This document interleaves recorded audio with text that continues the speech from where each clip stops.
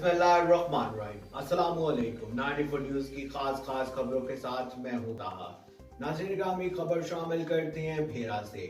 हमारे नुमाइंदे जुबैर असलम तूर की रिपोर्ट के मुताबिक भेरा में आनी के नवाई गांव सकबाला में हाफिज मोहम्मद अरफान खोखर एडवोकेट ने मेंबर पंजाब बार सरगोदा सीट मियां अब्दुल कदीर जालप एडवोकेट और डिस्ट्रिक्ट बार सरगोदा ने नौ मुंतखब सदर अदील एडवोकेट और जनरल सेक्रेटरी के एजाज़ में जाराना दिया, जिसमें वकला के अलावा MN डॉक्टर मलिक मुख्तार अहमद भरत और इलाका मोअज़्ज़ीन की कसीर तादाद में शिरकत हुई।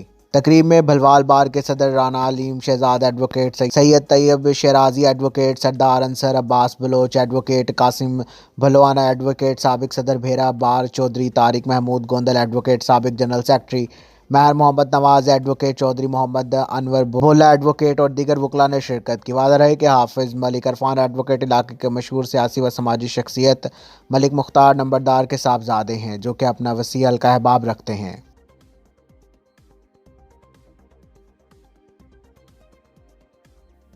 अब तक के लिए सिर्फ इतना ही। मजीद खबर और अपडेट के लिए 94 न्यूज के साथ रहिएगा। अपना ख्याल रखिएगा। अल्लाह हाफिज।